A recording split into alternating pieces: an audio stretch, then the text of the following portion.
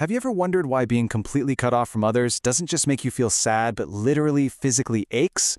Well, today, we're going to challenge the common assumption that loneliness is purely an emotion.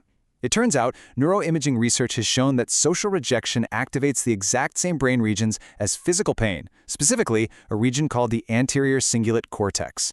That's right, your brain actually doesn't sharply distinguish between social and physical threats. Both are interpreted as absolute risks to your survival. Loneliness is in fact a deeply ingrained biological alarm system. Dr. John Cacioppo, who was a real pioneer in the neuroscience of loneliness, summarized this perfectly. He found that the brain doesn't view a lack of social interaction as just some harmless preference for solitude. Think about it from an evolutionary standpoint. If our ancestors were separated from the tribe, they were in mortal danger. So today, when you experience prolonged isolation, your brain processes it exactly like physical danger. It just flips a switch, activating threat detection pathways that fundamentally alter how your entire body operates. Welcome to This Explainer. Today, we're going on a fascinating medical detective journey to decode how loneliness physically alters the body.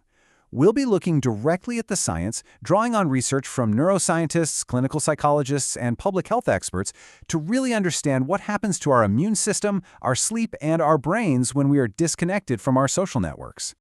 Here's our roadmap for the journey. First, we'll look at the brain in danger. Second, isolation, stress, and immunity. Third, disrupted circadian rhythms. And finally, how to restore a healthy rhythm. Let's dive right into part one, the brain in danger, the brain's threat response.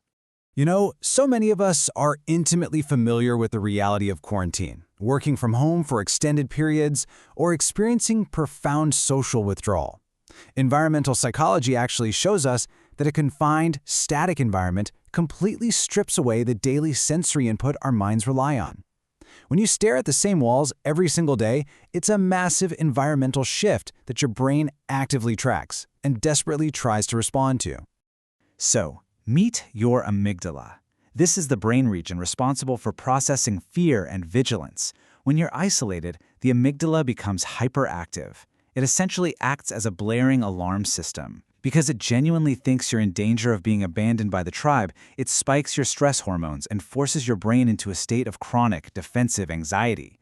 It increases your sensitivity to negative social cues, creating this vicious feedback loop where you feel threatened, so you withdraw even more, which, of course, just makes the isolation even worse.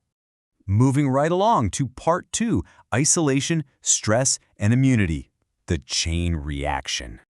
Now here's where it gets wild. The crucial point is that chronic loneliness actually alters your cellular makeup. Research from UCLA's Social Genomics Lab shows that long-term isolation literally alters gene expression in our immune cells. It increases what's called pro-inflammatory activity, essentially putting your body's immune system in a permanent state of high alert. The psychological experience of being alone is translated into a biological stress response that creates inflammation throughout your entire body.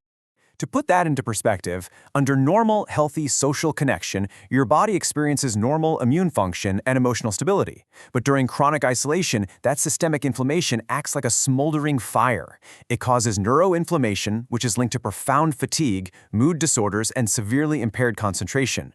It even diminishes your dopamine and serotonin signaling, which perfectly explains why isolated people often feel emotionally numb or just lose interest in things they used to love. Which brings us to part three, disrupted circadian rhythms, the broken clock. To really understand this mechanism, we first need to define the circadian rhythm. This is your body's natural 24-hour internal clock. Think of it as a tiny conductor inside your body, orchestrating a beautiful 24-hour symphony of biological processes. It guides your sleep-wake cycle, sure, but it also regulates your hormone releases, your body temperature, and even your digestive system, literally making sure proteins are created to match the exact timing of your meals. This incredible clock connects to a tiny master switch in the brain called the suprachiasmatic nucleus, or SCN. Located right in the hypothalamus, the SCN acts as a light sensor. When light enters your eye, cells send a message directly to the SCN, which then dictates exactly when to release cortisol to give you energy for the day, and when to release melatonin to help you sleep at night. But here's the catch. When we're isolated, we tend to stay inside, right? A brain exposed to morning sunlight receives healthy cues to regulate that sleep-wake cycle. But an isolated brain in a dark room, often bathed only in the harsh blue light of our screens, gets incredibly confused. melatonin and cortisol levels become completely unmoored. Your sleep becomes fragmented, and without deep sleep to clear out cellular waste, your brain becomes even more inflamed. And the short-term disruptions of this broken clock? They are severe, and they escalate quickly.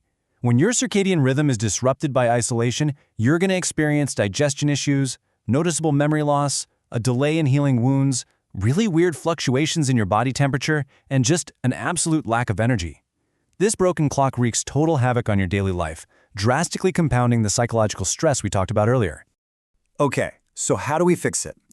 Part 4. How to restore a healthy rhythm. The reset. Here is a science-backed, absolutely screenshot-worthy routine to reset your internal clock and lower that physiological stress. Step 1, stick to a daily routine to give your brain a sense of predictability. Step 2, and this is absolutely crucial, get morning sunlight. Clinical treatments for circadian disruption rely heavily on morning light to boost wakefulness. Step 3, get daily physical activity to burn off that excess cortisol. And Step 4, actively limit evening screen time so blue light doesn't suppress your melatonin production. Let's move to some additional supporting lifestyle adjustments to combat that fragmented sleep. You really need to foster a restful sleep environment. Think cool, dark, and quiet. You must avoid late afternoon naps, which completely destroy your sleep drive for the night. And significantly reduce your evening caffeine or alcohol intake. Look, alcohol might make you feel drowsy initially, but it completely disrupts the restorative phases of your sleep cycle. So, what should you take away from this explainer? It's that humans are fundamentally, biologically wired for connection.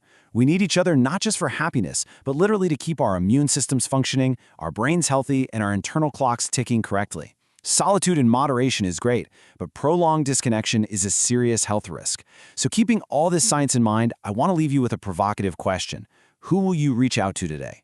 Call a friend, check on a neighbor, and start healing that biological alarm system.